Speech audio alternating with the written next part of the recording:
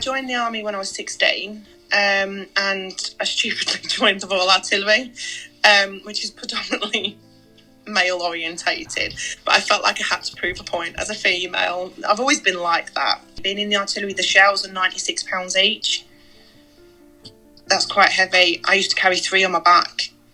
Bear in mind, I was lifting these shells from the age of about 17 up until the age of 21. So I did my tour of Iraq, and they were just about to send us to Afghanistan, and I'd had Kira, so I decided to leave the army because I couldn't bear the thought of something happening to me. I left the army, started with back problems. Years went on, but the pain was getting that bad that I could barely walk, and it was really affecting my life. So the surgeons don't ever do spinal surgery unless it's necessary, because I did have a bad feeling about it, and I know that it can stop you from walking and affect your way of life. And then I went for it in Leeds, and I woke up and I just couldn't feel my legs properly.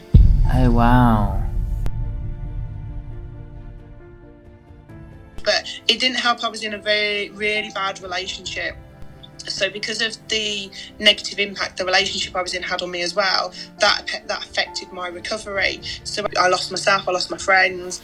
It was just me and the kids. I never left the house. It was a really shit time. And if you've got someone drilling you down, making you feel like you're nothing, then you're gonna think, I'm nothing. Which is, I was really at that place. And if that's the one thing I thank Help for Heroes for, actually. I had an application out to go to the Warrior Games in America. So I went to the Warrior Games, started training, and then I found myself again, which was the best thing I ever did. Left my violent relationship. Me and the kids just started afresh. My next goal was to try and do the Invictus Games. So the year after I met my husband,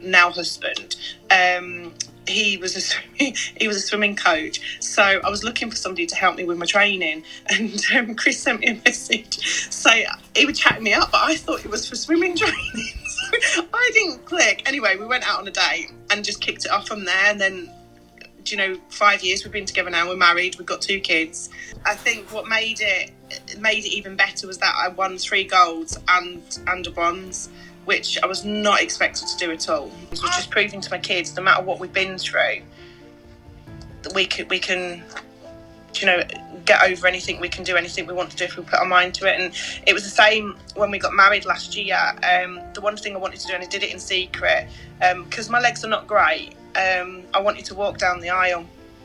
So I was training secretly to get my legs strong enough to be able to do it. And how we worked it out is that if I had Archie on one side, my dad on the other, then I'd be able to do it if we just take a lot of weight off. And then and we did it, and we managed to walk there and walk back again.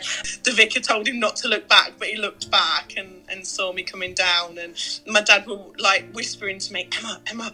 I'm like, Dad, you're going too fucking fast. Emma, don't swear. Fucking hell.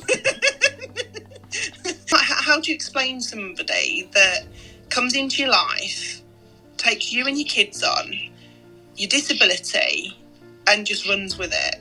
You don't find many men like that.